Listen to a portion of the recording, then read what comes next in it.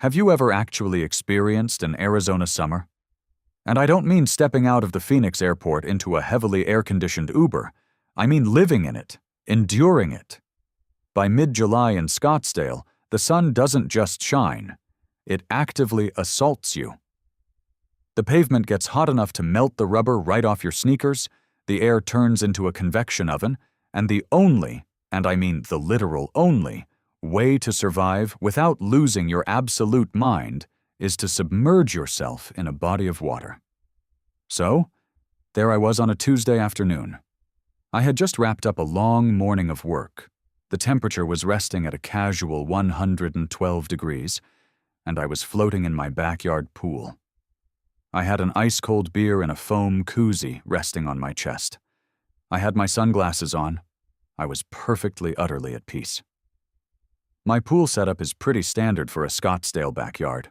Plaster pool, some fake rock trim, a little patch of artificial turf because real grass dies here in about 3 seconds, and a cinder block property wall separating my slice of paradise from the neighbor's. Tucked away in the corner, behind a little stucco enclosure, was my pool equipment. The pump, the filter, the heater I only use 2 weeks out of the year. Now the pump was about 5 years old, and over the last week one of the internal bearings had started to wear out. It wasn't failing, it was just getting a little tired. Because of this, it emitted a faint, high-pitched hum. Was it annoying? Maybe, if you pressed your ear right up against the stucco enclosure. But from the pool, it just blended into the background noise. It was nothing compared to the absolute deafening roar of the cicadas in the palm trees or the constant drone of HVAC units working overtime in every single house on the block. But apparently, to Brenda, it was the auditory equivalent of a jet engine. Brenda is my next-door neighbor. She is the kind of woman who treats the local homeowners association bylaws like a sacred religious text. I was just closing my eyes, drifting into a state of semi-consciousness on my pool float, when I heard the screech. Excuse me, are you awake?" I cracked one eye open. Brenda was leaning over our shared cinder block wall. She was wearing a massive, floppy sun hat that looked like a UFO, oversized sunglasses, and a scowl that could curdle milk. But the best part? In her right hand, thrust aggressively toward my property, was her smartphone. The screen was glowing with some brightly colored app, displaying a fluctuating digital needle. "Hey, Brenda," I said, not moving a single muscle. "Beautiful day for a swim. Want to come over? The water's perfect." "I am not here to swim," she snapped, waving the phone frantically. "I am here about your mechanical monstrosity. It is violating my right to quiet enjoyment." I finally sat up, the water splashing against my chest. "My what? Are you talking about the pool filter?" "Look at this," she yelled, nearly dropping her phone into my oleander bushes. "I downloaded a professional decibel measuring application. Your pump is clocking 53 decibels. 53. I stared at her for a long, quiet second. Then, I let out a slow sigh. "Brenda, my dog panting registers at 55 decibels. The ice clinking in my drink is probably hitting 40. You cannot be serious." "The city ordinance for mechanical equipment at the property line is 50 decibels, she countered, her voice pitching up an octave. "You are 3 decibels over the legal limit. It is shaking my windows." "Your windows are double-paned glass, Brenda. A nuclear blast wouldn't shake your windows." I paddled over to the edge of the pool, leaning against the warm tile. "Look, the bearing is a little rusty. I'm going to get it fixed eventually, but right now it's 112 degrees, and I'm just trying to cool off. Please go back inside before you melt." "Fix it today," she demanded, "or I am calling code enforcement. I have evidence." She tapped her phone screen aggressively. "Time-stamped evidence?" I just laughed, shook my head, and kicked off the wall, floating backward into the center of the pool. "You do that, Brenda. You call the SWAT team over 3 decibels. Let me know how it goes." She let out an exaggerated scoff, a sound that I swear registered at least 60 decibels on her little app, and stormed away from the wall. I closed my eyes, took a sip of my beer, and thought nothing of it. People make empty threats all the time, right? Nobody actually calls the city over a pool filter. 2 days later, I found out just how wrong I was. It was Thursday morning. I was sitting at my kitchen island, sipping coffee and answering emails, when there was a heavy, authoritative knock at my front door. I wasn't expecting any packages. I threw on a t-shirt, walked to the door, and swung it open. Standing on my porch was a guy in a short-sleeved khaki uniform. He had a utility belt, a clipboard, and a name tag that read, Miller. He looked sweaty, exhausted, and completely devoid of any joy. He had the aura of a man who spent his entire life listening to adults complain about grass length and trash cans left out too long. "Morning," I said, leaning against the doorframe. "Can I help you?" "Are you the homeowner?" he asked, his voice flat. "I am." He sighed, wiping a bead of sweat from his forehead. "Officer Miller, Scottsdale Code Enforcement. I got a complaint from a neighbor regarding excessive mechanical noise emanating from your property, specifically a pool pump." I stared at him. The sheer absurdity of it hit me like a truck. "You have got to be kidding me. She actually called you guys?" "Yes, sir, she did." Miller flipped a page on his clipboard. "And she submitted a formal log of noise disturbances, claiming the vibration is impacting the structural integrity of her windows." "Structural integrity?" I burst out laughing. "Miller, my guy, it's a standard variable speed pool pump with a squeaky bearing. It hums. My refrigerator is louder than that pump." "I hear you, man," Miller said, looking over his shoulder toward Brenda's house, lowering his voice just a fraction. "Look, between you and me, I know it's ridiculous. Half my job is dealing with bored neighbors who have too much time on their hands. But the problem is, she submitted the complaint, which means I have to investigate. And unfortunately, I brought my meter out to the property line this morning." My stomach dropped a little. And she's technically right," Miller said grimly. He held up a thick, laminated pink slip. "The city ordinance for mechanical equipment abutting a residential property line is a strict cap of 50 decibels. Your pump was hitting 52. 2 decibels? I asked, my voice rising. "Are you seriously writing me a citation over 2 decibels? Do you even know what 2 decibels sounds like? A butterfly flapping its wings is 2 decibels. I don't write the laws, sir. I just enforce them." He handed me the pink slip. It felt heavy in my hand. "Here is the citation. You are officially on notice. You have exactly 7 days to repair or replace the equipment to bring it under the 50 decibel limit. If I come back next Thursday and it's still non-compliant, it's a $500 fine, and that fine repeats every single day until it's fixed." I looked down at the slip. $500. A day. For a faint hum. I felt a hot flash of anger that had absolutely nothing to do with the Arizona heat. To replace that pump entirely, which is what I'd have to do since finding replacement parts for that specific old motor was impossible, would cost me at least $1,200. $1,200. Blown instantly, just because Brenda had nothing better to do than police the neighborhood with her iPhone. "Is there any grace period?" I asked, looking back up at Miller. "Can I appeal this?" Miller shook his head, looking sympathetic but unyielding. "The code is the code. Mechanical equipment is capped at 50. Honestly, just buy a variable speed quiet pump. It sucks to spend the money, but it's cheaper than fighting City Hall." He tipped his hat, turned around, and walked back to his little white city truck. I stood on the porch, watching him drive away, gripping the laminated pink slip so hard my knuckles turned white. I walked back inside, slammed the door, and threw the citation on the kitchen counter. I was livid. I was vibrating with rage. It wasn't just about the money. I had the $1,200 in savings. It was about the principle of the thing. It was about Brenda sitting in her air-conditioned living room, sipping iced tea, and smirking because she had successfully weaponized the government to force me to do what she wanted. She won.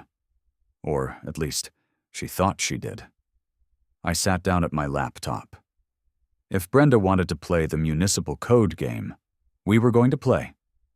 She thought I was just going to roll over, buy a shiny new pump, and let her go back to policing the neighborhood. Not a chance. I opened a new tab, typed in Scottsdale, Arizona Municipal Code, and hit enter. I didn't sleep that night. I made a pot of black coffee at midnight and sat at my dining room table, scrolling through hundreds of pages of legalese. I read about property setbacks. I read about right-of-ways. I read about fence heights and exterior paint color regulations. The deeper I went, the more I realized that city codes are written by bureaucrats who love exceptions just as much as they love rules. Around 3 a.m., my eyes were burning, and I was about to give up. I had clicked into Chapter 19. Noise Ordinances. I scrolled past the sections on construction noise, barking dogs, and loud music. I found the section Miller had cited, Section 1914, Mechanical Equipment. Plain as day, it stated that residential mechanical pool and HVAC equipment could not exceed 50 decibels at the property line. I leaned back, rubbing my temples. Checkmate. She had me. But then, out of sheer desperate curiosity, I scrolled down to the very next section. Section 19-15. Exemptions.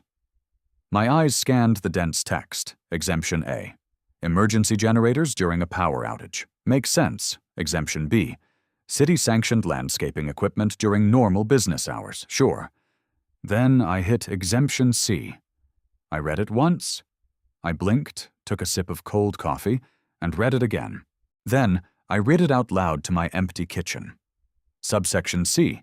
Aesthetic landscaping water features, fountains, and aeration waterfalls installed for the purpose of outdoor beautification and climate mitigation are exempt from standard mechanical noise limits. Due to the inherent sound of moving water, such features are permitted a maximum operating volume of 75 decibels measured at the property line, provided they only operate between the hours of 8 a.m. and 10 p.m. I stared at the screen. My heart started beating a little faster. 75 decibels. Do you know how loud 75 decibels is? That's not a hum.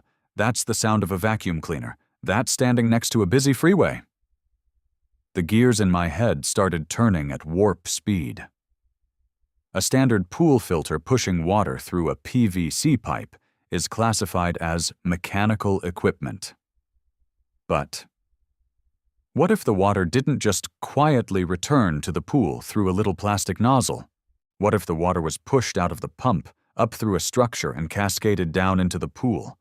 By the strict, literal definition of the Scottsdale Municipal Code, that wouldn't be a pool pump anymore. That would be an aesthetic aeration waterfall. A slow, terrifying grin spread across my face. Brenda didn't want a 53-decibel hum. Fine. I would give her a perfectly legal, code-compliant 74-decibel roar. I didn't need a quiet pump. I needed a monster.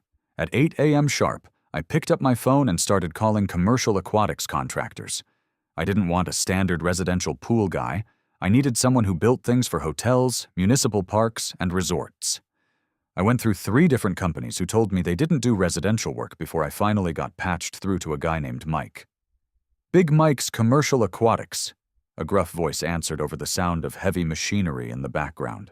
Hey Mike, I have a project, I said, pacing around my living room. I need a water feature installed at my house. Buddy, I don't do bird baths, Mike rumbled. I build splash pads for the city and lazy rivers for the Marriott. You want a residential guy? No, I specifically want you, I insisted. I need you to build a faux rock waterfall on the edge of my pool, and I need it powered by the biggest, loudest, most aggressive high-flow pump You are legally allowed to sell me." There was a long pause on the other end of the line. The machinery noise in the background seemed to fade. "Come again?" "I want a commercial-grade flume pump, the kind you use for wave pools. I want it hooked up to my residential pool, and I want it to blast a wall of water into my backyard." "Buddy," Mike sounded genuinely perplexed. "A commercial centrifugal pump? Those things pull 15 horsepower. They move thousands of gallons a minute. You hook that up to a backyard pool, it's going to look like a Category 5 hurricane. It's going to sound like Niagara Falls." "Mike," I said, my voice deadpan, "that is exactly the aesthetic I am going for." Another pause. Then I heard a low, rumbling chuckle.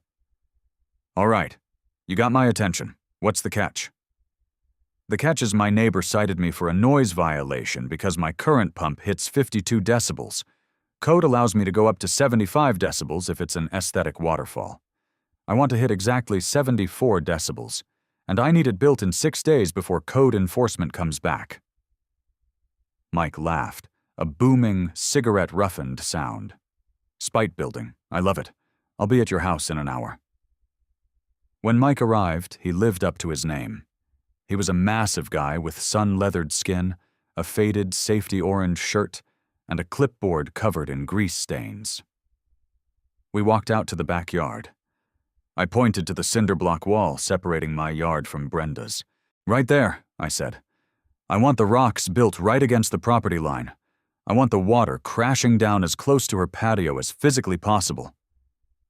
Mike walked over, tapping the wall, looking at my existing equipment pad. "Okay, we bypass your current return lines. We cap them off. I plumb a brand new 6-inch PVC suction line directly from your main drain. We route that into a 3-phase commercial-grade flume pump. Then, we push that water up into a 4-foot-high artificial boulder structure. We flatten the spillway so the water drops in a shear sheet. A sheer drop creates the maximum amount of surface slapping noise." "You are an artist," I said, genuinely in awe. "What's the damage going to be?" Mike pulled a calculator out of his pocket and punched in some numbers. "The pump alone is commercial surplus, $2,000. The faux rock structure, custom plumbing, and the heavy-duty electrical breaker we're going to have to install to keep this thing from blowing your house's main panel. You're looking at $4,500. Cash." I winced. $4,500. I could have just bought a silent residential pump for $1,200. I was literally spending over $3,000 purely on spite. It was irresponsible. It was petty. "Do it," I said, pulling out my phone to transfer funds from my savings account. "When can you start?" "My crew will be here tomorrow at dawn." For the next 5 days, my backyard became a chaotic construction zone. Mike's guys showed up in heavy work boots, carrying massive lengths of thick, industrial gray pipe. They ripped out the old stucco enclosure. They poured a reinforced concrete pad just to hold the weight of the new pump. Brenda, of course, was losing her mind. She popped her head over the fence every couple of hours, demanding to know what we were doing. "What is that machinery?" she shrieked on Tuesday, pointing at the massive iron-cased industrial pump that took 4 guys to lift off the truck. "That doesn't look like a pool filter. It looks like a tractor engine." "Just doing the repairs you asked for, Brenda," I called back cheerfully, waving a wrench at her. "Bringing everything up to code. Thanks for the push." She narrowed her eyes, clearly suspicious, but she couldn't actually cite me for construction noise during daylight hours. She huffed and retreated back into her house. By Wednesday evening, it was finished. Mike and I stood on the pool deck, looking at the monstrosity we had created.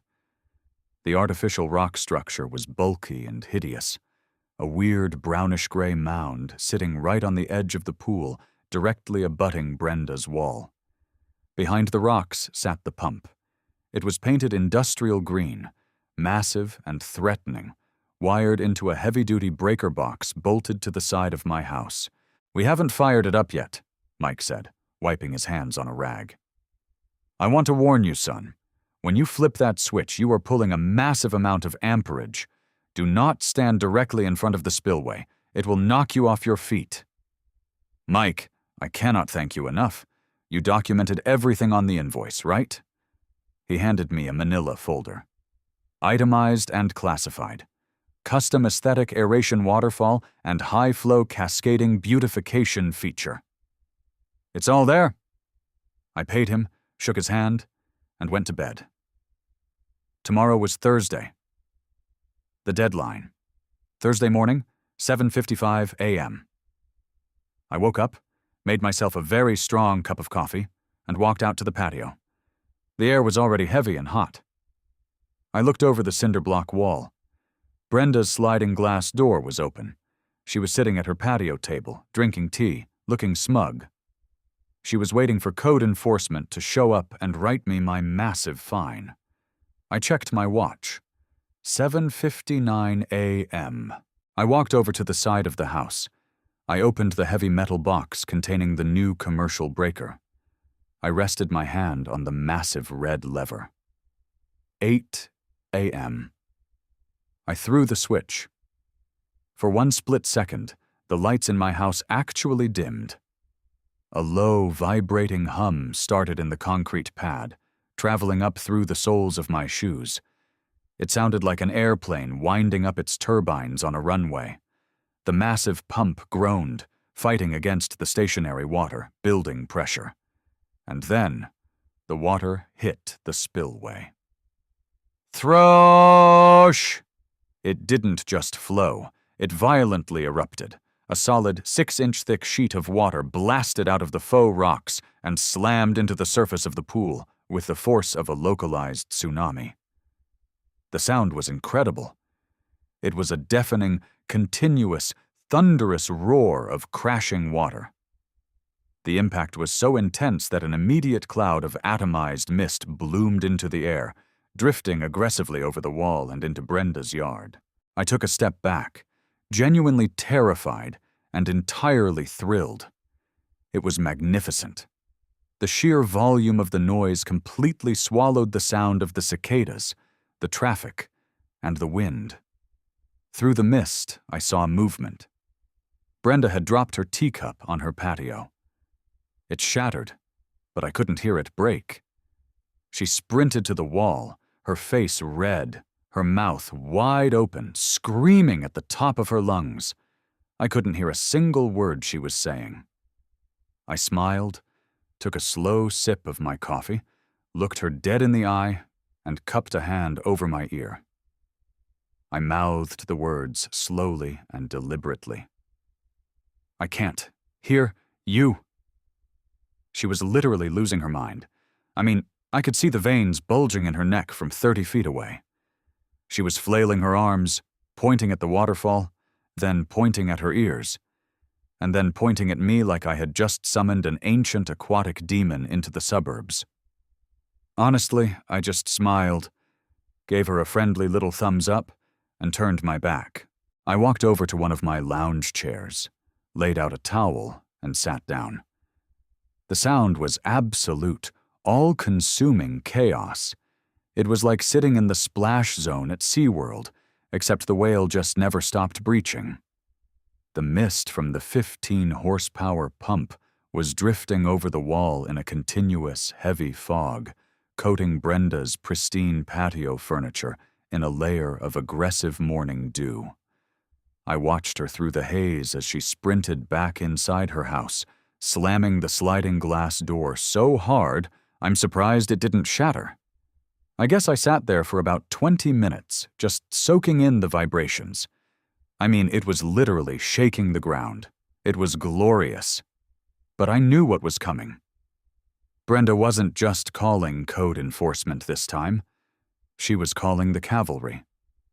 Sure enough, about half an hour later, I saw the flashing red and blue lights reflecting off the stucco of the houses across the street.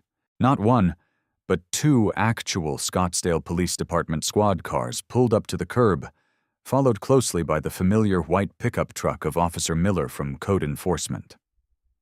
I stood up stretched, and casually strolled over to the side gate. I unlocked it just as two heavily armed police officers and a very tired-looking miller were jogging up my driveway. They all looked incredibly confused. Like they had their hands resting near their duty belts, completely unsure of what kind of catastrophe they were walking into. "Hey, officers," I yelled, but I couldn't even hear my own voice. One of the cops, a younger guy with a buzz cut, pointed frantically toward the backyard. Miller just looked at me, his eyes wide, gesturing wildly in a turn-it-off motion. I nodded, walked over to the massive industrial breaker box, and grabbed the red lever. I pulled it down.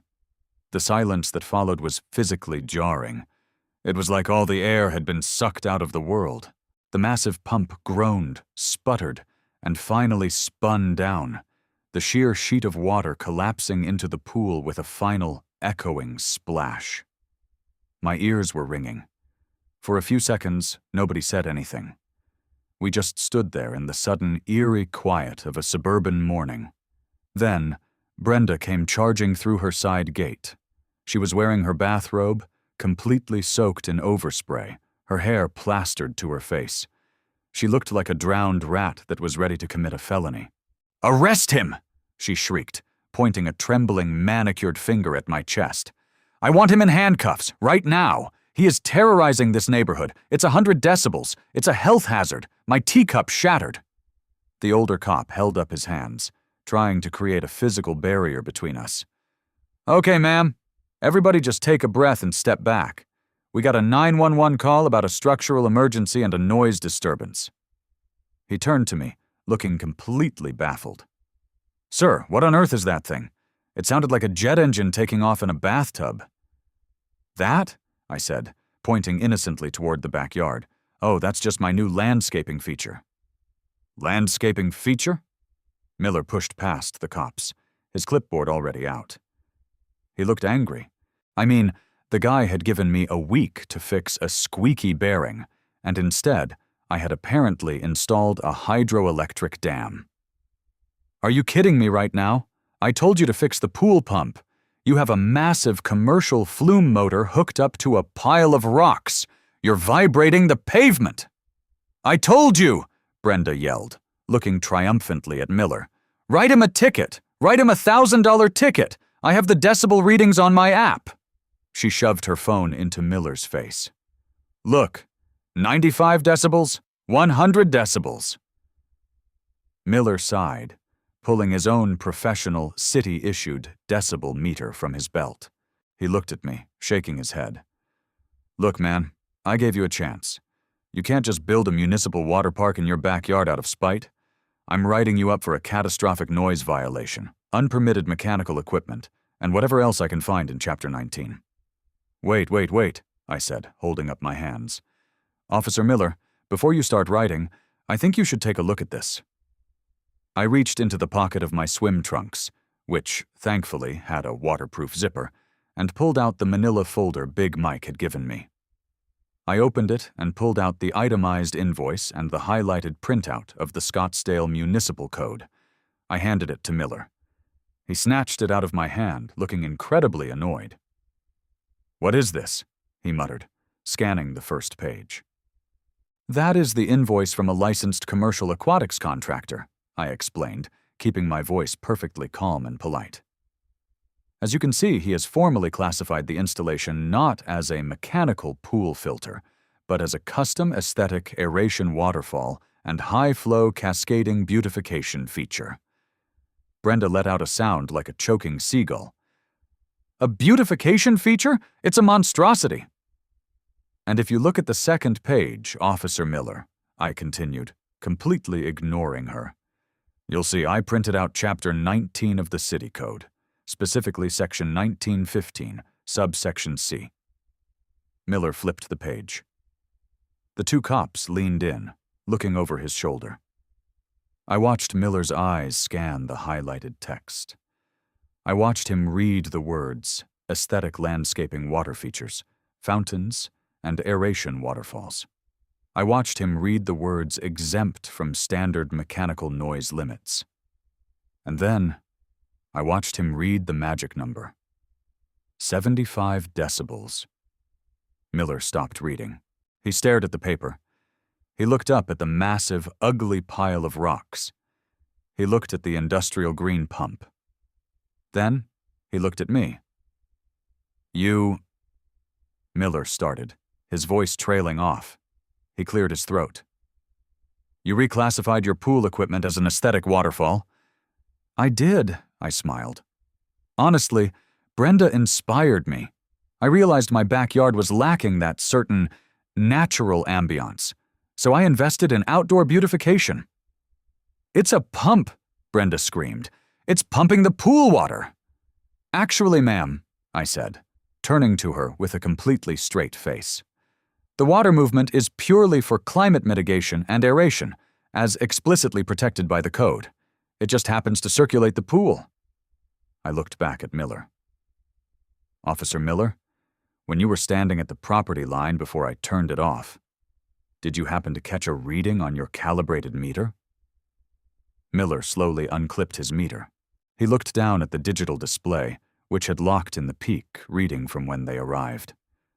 A slow, incredibly unprofessional smirk started to creep across his face. He quickly wiped it away and cleared his throat again. Well, Miller said, his voice suddenly very tight, like he was trying hard not to laugh. The peak reading at the property boundary was 74.2 decibels. Under the 75 decibel legal limit, I said. Yes, Miller confirmed. It is. So, I said, clasping my hands together. Are we in compliance? Miller looked at Brenda. Brenda looked at Miller. The color completely drained from her face. Code enforcement, Brenda stammered, her voice shaking with rage. You cannot be serious! That thing is a weapon. It's a sonic weapon. You are going to let him get away with this? Ma'am, Miller said, and I could tell he was absolutely loving this. He tapped the clipboard. According to the municipal code, the same code you cited to request our intervention 2 days ago, this is a decorative water feature. As long as he only operates it between the hours of 8 a.m. and 10 p.m., he is entirely within his legal rights. There is no violation. I will call the mayor, she threatened, backing away toward her house. I will call my lawyer. This is completely unacceptable. You have a nice day, ma'am, one of the police officers chimed in, tipping his hat. They were both grinning now. They clearly dealt with Brenda types all the time, and they loved seeing one get legally dunked on. Brenda spun around, let out a frustrated scream that was honestly louder than my squeaky bearing ever was, and stomped back into her house, slamming the door again. The cops chuckled, shook their heads, and headed back to their cruisers. Miller lingered for a second. He handed me back my manila folder. I gotta tell you, Miller said, keeping his voice low. I've been doing this job for 12 years. I have never seen someone spend $4 grand on an industrial pump just to spite a neighbor. Sometimes, Miller, I said, patting the folder, you just have to invest in your own peace of mind. He laughed, a genuine belly-deep laugh. Just keep it off before 8 a.m., man, or I will come back and write you a real ticket. You got it. After the cops left, I went back to the breaker box. It was 9:15 a.m. I pulled the lever down. The turbine spooled up, the water erupted over the faux rocks, and the glorious, deafening roar returned to the neighborhood. That became my new normal.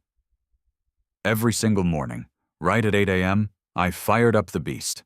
And let me tell you, I actually started to love it. Like, honestly, once you get used to it, 74 decibels of crashing water is an incredible white noise machine. It completely drowned out the sound of the landscaping crews with their leaf blowers. It drowned out the traffic from the main road. And most importantly, it entirely drowned out Brenda. She tried to fight it, of course. She went full Karen. About a month later, we had our quarterly HOA meeting at the community center. I sat in the back row, sipping a bad cup of complimentary coffee, watching her march up to the microphone during the open forum. She had prepared a whole PowerPoint presentation. She had printed out photos of my faux rock monstrosity. She demanded that the HOA immediately draft an emergency amendment banning all high-volume commercial water pumps in residential backyards. She ranted for a solid 10 minutes about property values and auditory assault. But here's the beautiful thing about homeowners associations. They are entirely governed by people with their own selfish interests. The HOA president was a guy named Gary. Gary's wife, Susan, had just spent $15,000 installing a massive, multi-tiered Italian marble fountain in her front courtyard. It was her pride and joy. When Brenda aggressively demanded a ban on loud water features, Gary looked at Susan. Susan looked at Brenda like Brenda had just insulted her firstborn child. "We will not be regulating aesthetic water features," Gary announced, banging his little wooden gavel. "Water features enhance the elegance of our community. Motion denied. Next item on the agenda." Brenda's jaw practically unhinged. She looked at me in the back row. I just raised my styrofoam coffee cup in a polite, silent toast. It's been about 6 months since the installation. Brenda doesn't come out onto her patio much anymore. In fact, I recently saw a "for sale" sign pop up in her front yard. I guess the climate mitigation was just a little too intense for her. As for me, I spend my weekends exactly how I want to. I'm out there right now, actually. I'm floating on a giant, aggressively pink inflatable flamingo. I've got a cold beer in my hand. And I am getting gently, continuously misted by the absolute raw power of a 15-horsepower commercial flume pump that sounds like a Category 5 hurricane. It's loud, it's obnoxious, and it is perfectly, beautifully legal. This is why you don't weaponize the rules against someone who actually knows how to read them. If you're going to use the city code to try and ruin my day, you better be absolutely certain there isn't a loophole big enough to drive a wave pool pump through. Until next time, keep your decibel meters to yourself, and never start a war you don't have the paperwork to finish.